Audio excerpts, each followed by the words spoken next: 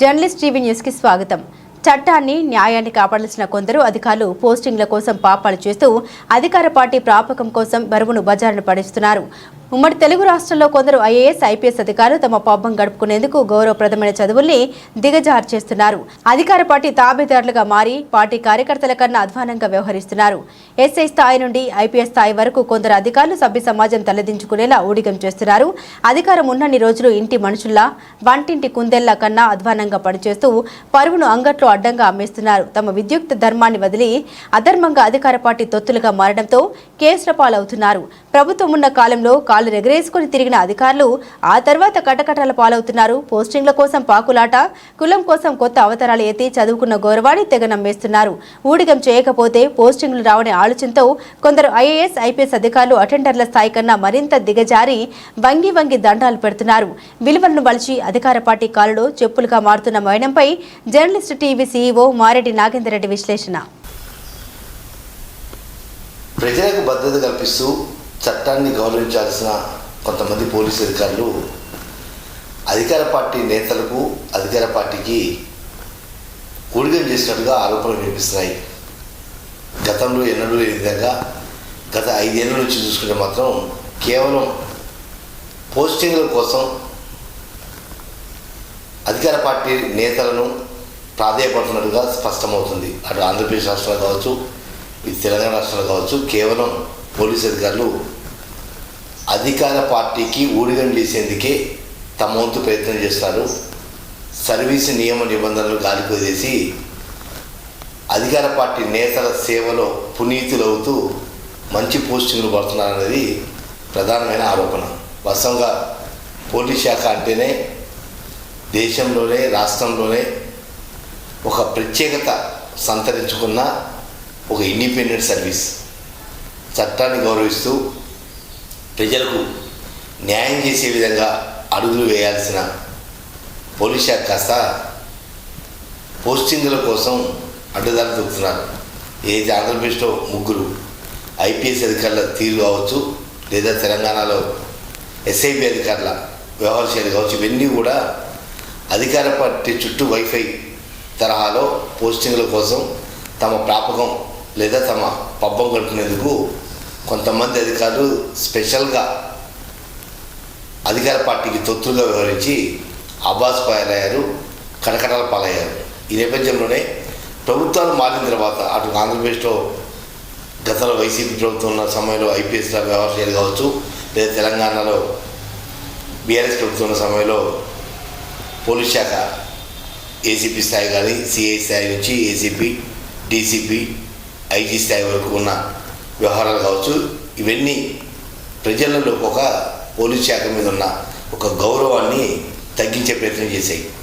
తాజాగా ఆంధ్రప్రదేశ్లో తెలుగుదేశం పార్టీ కూటమి ప్రభుత్వం కొనసాగుతుండగా తెలంగాణలో కాంగ్రెస్ ప్రభుత్వం కొనసాగుతుంది. అయితే ప్రభుత్వాలు మారిన పోలీసు అధికారుల తీరు ఇంకా మారట్లేదనే ఒక ఆరోపణలు కూడా వినిపిస్తున్నాయి. ఇప్పటికే రాష్ట్రంలో వివిధ జిల్లాలలో పోలీసు అధికారులు తమ విధులను పక్కన పెట్టి పూర్తిగా అధికార పార్టీ ఎమ్మెల్యేలు, మంత్రుల సేవలోనే తరించిపోతున్నారు.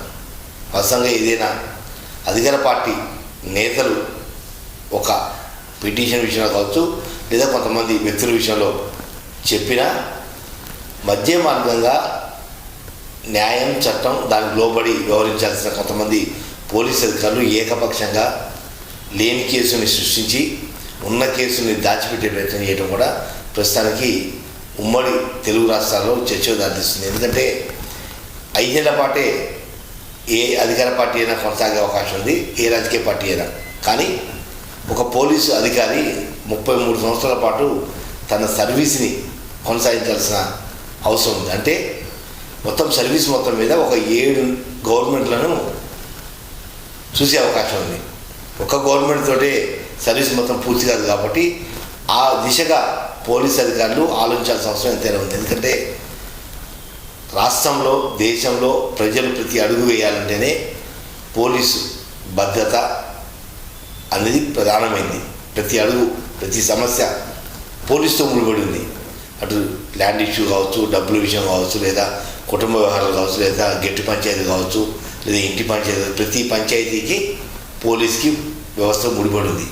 అటువంటప్పుడు కేవలం 5 సంవత్సరాల అధికార పార్టీ ఊడిగం చేసి పోస్టింగుల కోసం అడ్డదారులు దొరికితే మిగిలిన సర్వీసు ఏ రకంగా కొనసాగబోతుందో కూడా ఒక్కసారి ఊడిగం చేస్తున్న అధికారులు ఒక్కసారి మన్నం చేసుకోవాలి. ఎందుకంటే పోలీసు వ్యవస్థకు ఉన్న గౌరవం, మర్యాద, ప్రతిష్ట అది ఆషామాషిది కాదు, కొనకొస్తేనో కొట్టకొస్తేనో వచ్చేది కాదు. అది బేసిక్గా పోలీస్ అంటేనే ఒక ఖతర్ అనేది మొదటి నుంచి ప్రజల్లో నానుంది.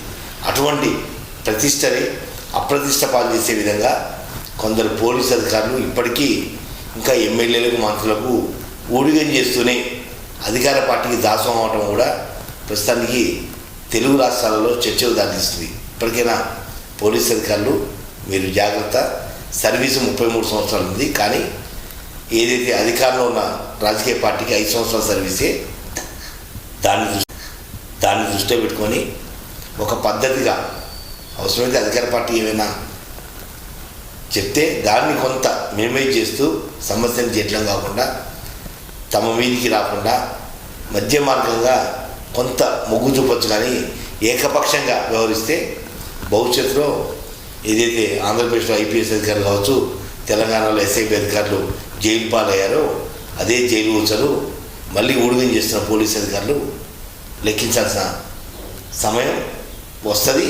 వచ్చే అవకాశాలు కూడా స్పష్టంగా కనపడుతున్నాయి. అందువల్ల పోలీసు వ్యవస్థను మంటగలిపే విధంగా వ్యవహరించకుండా పోలీసు శాఖ ప్రతిష్టను ఇనుమడింపజేయకపోయినా పర్లేదు, కానీ ప్రతిష్టను దిగజార్చే విధంగా పనిచేస్తే భవిష్యత్తులో తీవ్ర ఇబ్బందులు, మానసిక ఆందోళనలు, కుటుంబం బదాన పట్టడం, రకరకాల అంశాలు మనం చూస్తూనే ఉన్నాం. ఏసీబీ దొరికిన అధికారులు ఏ రకంగా మూల కూర్చున్నారో, లేదా అధికార పార్టీలకు ఊడిగం చేసి పోస్టింగ్ లేక లూప్లైన్లో ఉన్న వాళ్ళు కొంతమంది, సస్పెండ్ అయిన కొంతమంది, ఇవన్నీ కూడా మన చుట్టూ కనపడుతూ ఉన్నాయి. కాబట్టి వీటన్నిటి కూడా ఒకసారి పనిలో తీసుకొని పద్ధతి ప్రకారం పోలీసు వ్యవస్థకున్న ప్రతిష్టను, గౌరవాన్ని ఇనుమడింపు చేసే విధంగా వ్యవహరించాలని చెప్పి మనస్ఫూర్తిగా కోరుకుంటున్నాం.